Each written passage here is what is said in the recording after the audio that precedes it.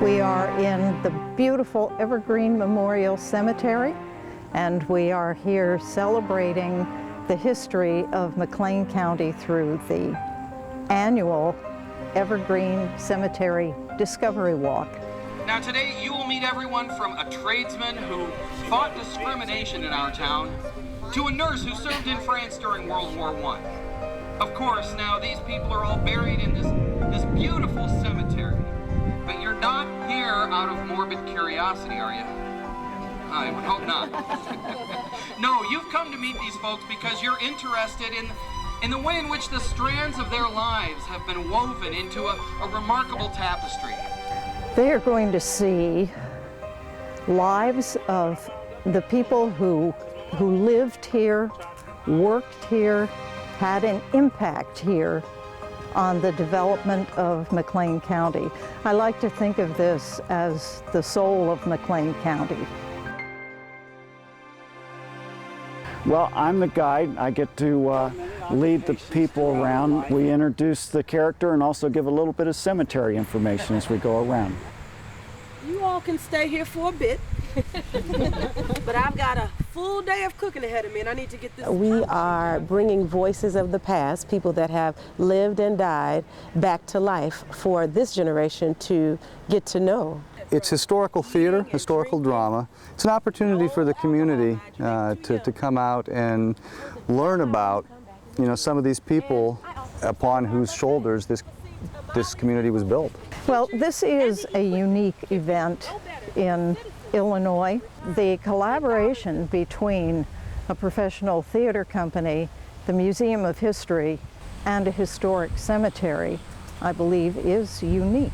I am Henry L. Brown, born April 1st, 1913 in Russell, Mississippi.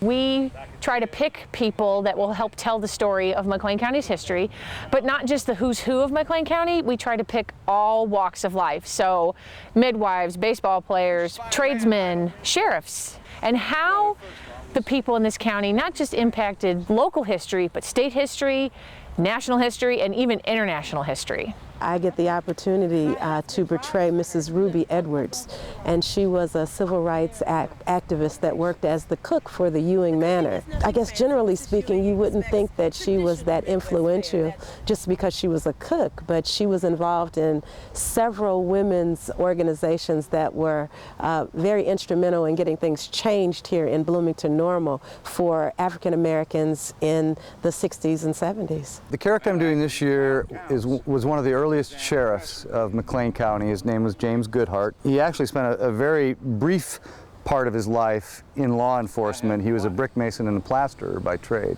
You see, the devil came here in the fall of 1877. It's very extensive research. We start with our own archives at the museum. We go to the local universities who have archival collections of their own. We also go to the public libraries, and if we can, talk to family members for the more recent people that we feature on the walk and do oral histories, because we want to make sure that we're presenting the most historically accurate and best interpretation of these people that we possibly can. I have the privilege of being a member at the church that she was a member of.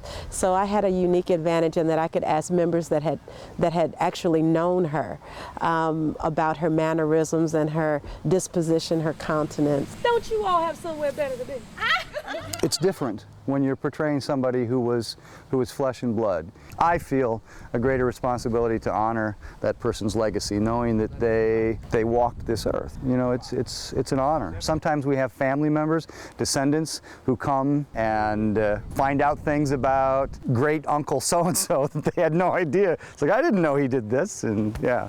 And any other time you would come out here and you would look and you would think that these are personal stories that belong to just the family of the deceased. But you'll see that we're all interconnected because everyone out here has played some role in making this a better place to live. During the week, Monday through Thursday, we do this for school kids, and we hear back from the teachers, the impact that it had on their kids. And that's really rewarding. That really feels good. It's surprising and interesting that there's so much history out here. I mean, people ask us every year, oh, when do you think you'll run out? To date, we've featured 149 different people on the cemetery walk, and I literally have a desk drawer full of people that we can feature for future years. They just don't realize what they have in their own backyard. And I think that comes to the biggest shock for people that come. I'm not from Bloomington. I moved here about 20 years ago, so for me to know about the history of Bloomington, this is how I get my education. I think this has been a wonderful experience. I'd love the opportunity to do it again. I hope more people get the opportunity to come out and take advantage of the history and the plethora of history and information that's being offered here each and every year.